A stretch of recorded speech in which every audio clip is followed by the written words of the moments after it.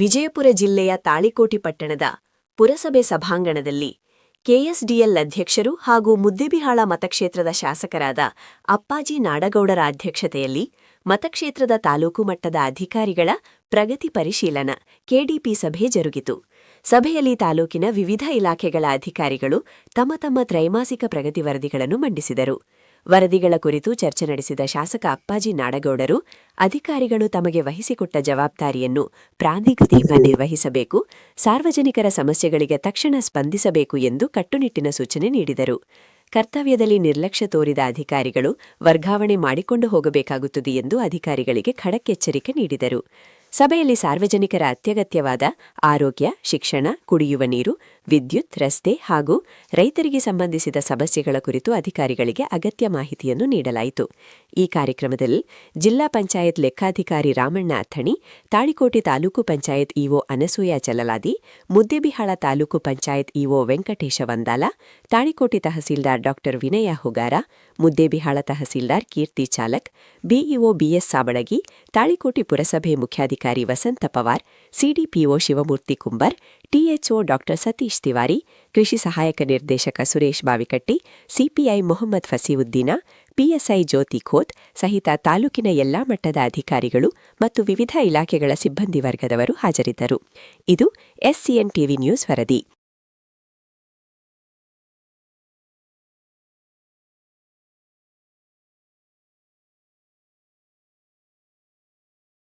ಅದರಲ್ಲಿ ನಮಗೆ 2.5 ರಿಲೀಸ್ ಆಗಿದೆ ಸರ್. ಅದರಲ್ಲಿ 2.20 ಎಕ್ಸ್ಪೆಂಡಿಚರ್ ಮಾಡಿದೆ ಸರ್. 97.77 ಟೋಟಲ್ ನಮ್ಮಲ್ಲಿ ರಿಲೀಸ್ ಅಮೌಂಟಲ್ಲಿ 90.97% ಎಕ್ಸ್ಪೆಂಡಿಚರ್ ಮಾಡಿದ್ವಿ ಸರ್.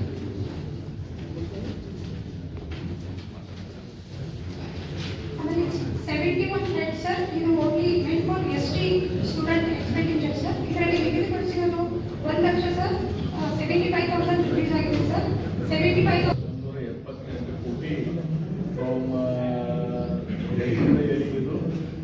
2 ವರ್ಷ 6 ತಿಂಗಳು ಸರ್. 2 ವರ್ಷ 6 ತಿಂಗಳಿಗೆ ಜಮಾ ಆಗಿದೆ. ಮತ್ತು ಇಷ್ಟು ಖರ್ಚು ಅಂದರೆ ಇಷ್ಟು ಪ್ರಯಾಣಕ್ಕೆ ಖರ್ಚು ಬಂದಿದೆ. ದುಡ್ಡು ಜಮಾ ಆಗಿರೋದು ಬಿಡೋದು ಹಿಂದಗಡೆ ಸರ್ಕಾರದಿಂದ ಒಂದು 80% ಜಮಾ ಕೊಟ್ಟಿದ್ದಾರೆ ಸರ್.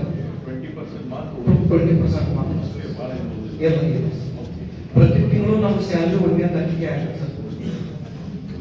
ಬಸ್ ಶೆಡ್ಯೂಲ್ಸ್ ತೊಂದರೆ ಇರೋದ್ರಿಂದ ಈ ಶಕ್ತಿ ಯೋಜನೆಗೆ ಏನಾದರೂ ಪ್ರಾಬ್ಲಮ್ ಆಗ್ತಾ ಇದೆಯಾ? ಶಕ್ತಿ ಯೋಜನೆ ಬಂದ ನಂತರ ಏನಾಗಿದೆ ಸರ್, ವೆಹಿಕಲ್ ಮೇಂಟೆನೆನ್ಸ್ ನಮಗೆ ಕಾಯ್ದೆ ಸಾಧ್ಯ. ನಾನು ಲೆಟರ್ ಕೊಟ್ಟಿದ್ದೇನೆ.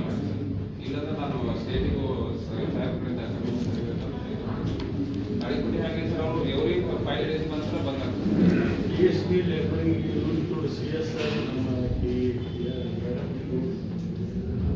ಆ ಇನ್ಸ್ಟ್ರಕ್ಷನ್ ಮೇಲೆ ಅವರು ಕೆಲಸ ಮಾಡದೇ ಇದ್ರೆ ಅಥವಾ ಅವರು ಆ ಪ್ರಪೋಸಲ್ ಅನ್ನ ಜಿಲ್ಲಾ ಪಂಚಾಯತಿಗೆ ಕಳಿಸಿ ಅಪ್ರೂವಲ್ ತಗೊಂಡು ಏನಾದ್ರು ವಾಲ್ ಬೇಕು, ರಿಪ್ಲೇಸ್ಮೆಂಟ್ ಆಗಬೇಕು, ಪೈಪ್ ರಿಪ್ಲೇಸ್ಮೆಂಟ್ ಬೇಕು, ಆದರೆ ಯಾವ ಮೇಂಟೆನೆನ್ಸ್ ಕಾಂಟ್ರಾಕ್ಟ್ನಾಗ ಇದೆ ಅದು ಅಲ್ಲದೇನು ಕೂಡ ಓವರ್ ಅಂಡ್ ಅಬವ್ ಏನಾದ್ರು ಇತ್ತು ಅಂದರೆ ಅವ್ರಿಗೆ ಏನಾದರೂ ಪ್ರೊವಿಷನ್ ಮಾಡಬೇಕಾದ್ರೆ CSO ಮಾಡಿಕೊಡ್ತಾರೆ.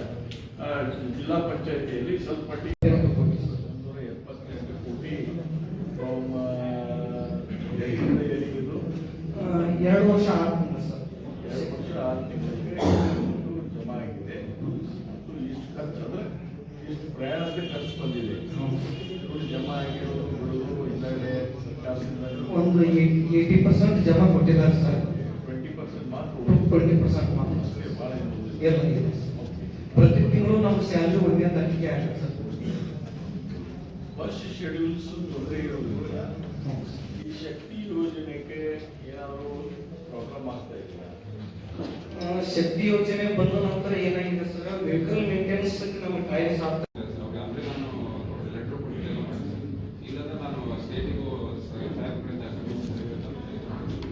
ತಾಳಿಕೋಟೆ ಹಾಗೆ ಸರ್, ಅವರು ಎವ್ರಿ 5 days ಮಾತ್ರ ಬಂದಾಗ DSP ಲೇಬರಿಂಗ್ CSR ನಮ್ಮ ಆ ಇನ್ಸ್ಟ್ರಕ್ಷನ್ ಮೇಲೆ ಅವರು ಕೆಲಸ ಮಾಡದೇ ಇದ್ರೆ ಅಥವಾ ಅವರು ಆ ಪ್ರಪೋಸಲ್ ಅನ್ನ ಜಿಲ್ಲಾ ಪಂಚಾಯತಿಗೆ ಕಳಿಸಿ ಅಪ್ರೂವಲ್ ತಗೊಂಡು ಏನಾದ್ರು ವಾಲ್ ಬೇಕು, ರಿಪ್ಲೇಸ್ಮೆಂಟ್ ಆಗಬೇಕು, ಪೈಪ್ ರಿಪ್ಲೇಸ್ಮೆಂಟ್ ಬೇಕು, ಆದರೆ ಯಾವ ಮೇಂಟೆನೆನ್ಸ್ ಕಾಂಟ್ರಾಕ್ಟ್ನಾಗ ಇದೆ ಅದು ಅಲ್ಲದೇನು ಕೂಡ ಓವರ್ ಅಂಡ್ ಅಬವ್ ಏನಾದ್ರು ಇತ್ತು ಅಂದರೆ ಅವ್ರಿಗೆ ಏನಾದರೂ ಪ್ರೊವಿಷನ್ ಮಾಡಬೇಕಾದ್ರೆ CSO ಮಾಡಿಕೊಡ್ತಾರೆ. ಜಿಲ್ಲಾ ಪಂಚಾಯತಿಯಲ್ಲಿ ಸ್ವಲ್ಪ MLA ಆಗಿದ್ಮೇಲೆ ಇವತ್ತು ನೀವು ಕೂಡ ಮಾತಾಡ್ತಾರೆ ಹೌದಿಲ್ಲ? ಯಾರು ಆಫೀಸರ್ಸ್ಗಳು ವೈಯಕ್ತಿಕವಾಗಿ ಮಾತಾಡಿದ್ರೆ ನಮ್ಮ ಜೀವನದಲ್ಲಿ ಹೇಳ್ರಿ, ಇದ್ರೆ ಹೇಳಿ ಅಂತ ಹೇಳಿ. 40 ವರ್ಷ ಒಂದು ರೆಪ್ಯುಟೇಷನ್ ಇಟ್ಕೊಂಡು ಬಂದಿರಿ, ನೀವು ಆ ರೆಪ್ಯುಟೇಷನ್ ಹಾಳು ಮಾಡಕ್ಕೆ ನಿಂತೀರಿ.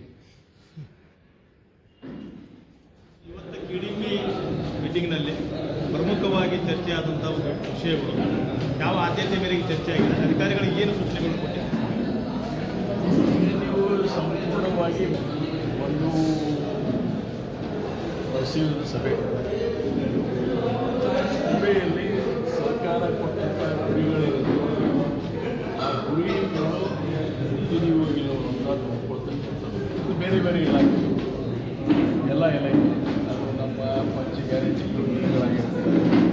ಅದರ ಜೊತೆಗೆ ಅದರ ರೈತರಿಗೆ ಮೊನ್ನೆ ಆಗಿರುವ ಅತಿವೃಷ್ಟಿ ಆಗಿರ್ಬೋದು, ಇವೆಲ್ಲನೂ ಅವರಿಗೆ ಪರಿಹಾರ ಬರುವಂಥದ್ದು ಸರ್ಕಾರದಿಂದ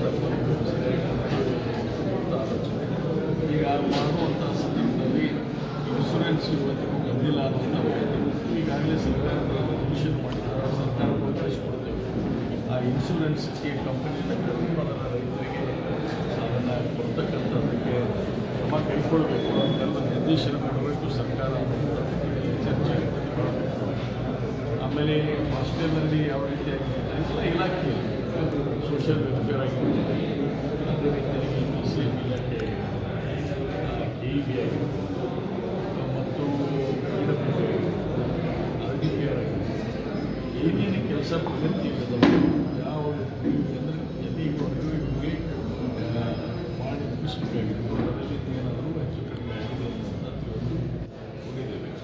ಹೆಚ್ಚು ಕಡಿಮೆ 75%, 25% ಕೆಲವು ಪ್ರಗತಿಯಲ್ಲಿ ಕೆಲಸ ಇದ್ದಾವೆ ಇವೆಲ್ಲನೂ ಕೂಡ ಶೀಘ್ರದಲ್ಲಿ ಈ ವರ್ಷದ ಕೊನೆ ಹಂತ ಒಳಗಡೆನೆ ಇವನ್ನೆಲ್ಲನೂ ಮುಗಿಸ್ಬೇಕು ಅನ್ನುವಂಥ ನಿರ್ದೇಶ. ಮತ್ತು ಯಾವ ಅಧಿಕಾರಿಗಳು ಸ್ವಲ್ಪ ಸುಸ್ತಾಗಿ ಕೆಲಸ ಮಾಡ್ತಾ ಇದ್ದಾರೆ ಅವರು ಚುಕ್ಕಾಗಿ ಕೆಲಸ ಮಾಡಿಸ್ತಾರೆ.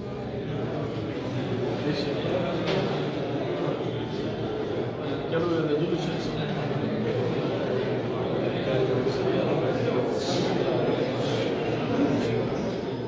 ಇದರ ಜೊತೆ ಪುರಸಭೆ ವಿಶೇಷವಾಗಿ ತಾಲೂಕು ಪುರಸಭೆ ಜನರ ಆಕ್ಷೇಪಣೆಗಳನ್ನು ಅವರಿಗೆ ಅದನ್ನು ಕಿವಿ ಮಾತನಾಡಿದ್ರೆ ಅದನ್ನು ಸುಧಾರಣೆ ಮಾಡಬೇಕು ಅನ್ನೋದನ್ನು ಕೂಡ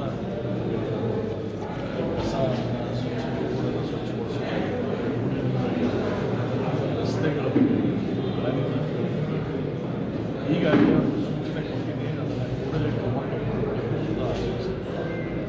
ಇಂಥ ಹಲವಾರು ವಿಷಯಗಳು ಚರ್ಚೆ ಆಗಿದೆ ಮತ್ತು ಅದನ್ನು ಪುನಃ ಏನಪ್ಪ ಅಂದರೆ ನಾವು ಮತ್ತೊಮ್ಮೆ ಒಂದು ತಿಂಗಳ